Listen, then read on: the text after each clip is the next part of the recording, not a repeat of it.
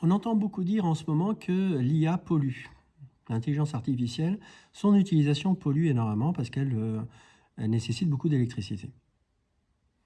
Alors, regardons un petit peu les chiffres et voyons ce que l'on consomme comme électricité quand on utilise l'IA. Une requête que l'on fait sur une IA consomme 0,03 watts par heure.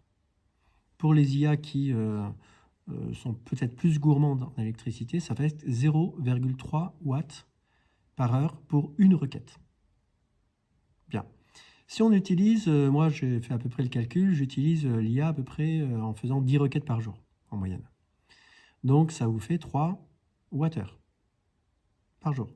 Vous le multipliez par 400, j'ai fait un peu plus que 365, on arrive à 1,2 kWh à l'année.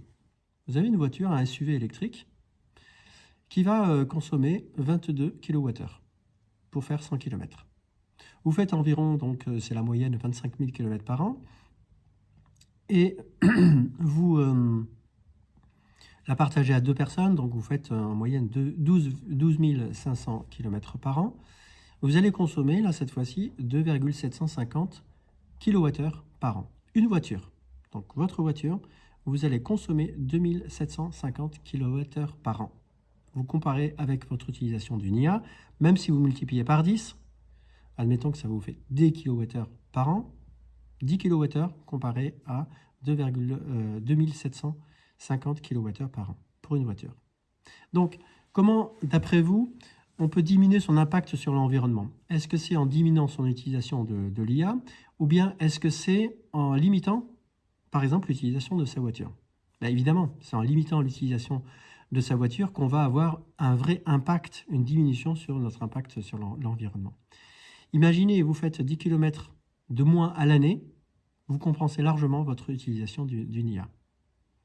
Voilà, donc par exemple, au lieu d'aller à la boulangerie avec une voiture, si vous avez 500 mètres à 1 km à faire, vous le faites à pied, et alors là, largement, non seulement vous compensez votre utilisation de l'IA, vous allez pouvoir l'utiliser d'une façon intensive, sans vous culpabiliser, et en plus, vous allez avoir votre impact sur l'environnement qui va diminuer.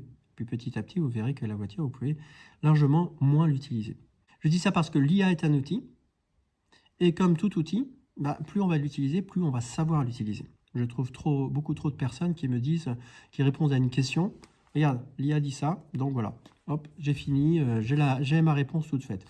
J'ai pas trop de questionnement à avoir, l'IA a dit ça, on dirait que c'est Dieu qui a répondu directement, et puis tout est vrai. Ben non, en fait, quand on l'utilise, quand on la réutilise plein de fois, on s'aperçoit que les réponses sont pas toujours les mêmes et qu'elle admet elle-même qu'en en fait, elle n'a pas recherché suffisamment d'informations. Et puis, on va apprendre à l'utiliser de manière à pouvoir, au lieu de lui poser une question généraliste, on va lui poser une question précise sur combien va, par exemple, coûter telle ou telle utilisation d'une IA ou d'une voiture. On va avoir des réponses qui vont être des chiffres, des nombres, et après, on va pouvoir donner notre propre conclusion. Vous voyez, donc, c'est vraiment cette utilisation de l'IA qui va nous permettre de la maîtriser. Alors que si nous nous restreignons, nous allons prendre du retard et nous allons mal l'utiliser.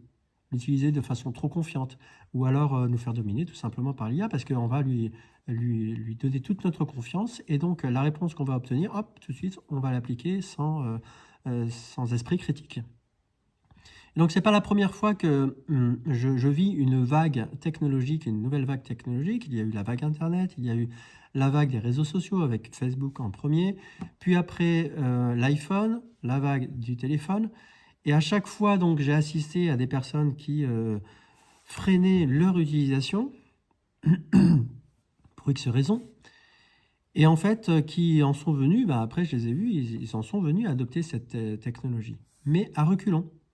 Et du coup, ils subissent cette technologie plutôt que de l'utiliser pour enrichir leur vie et pour être plus performants dans tel ou tel domaine.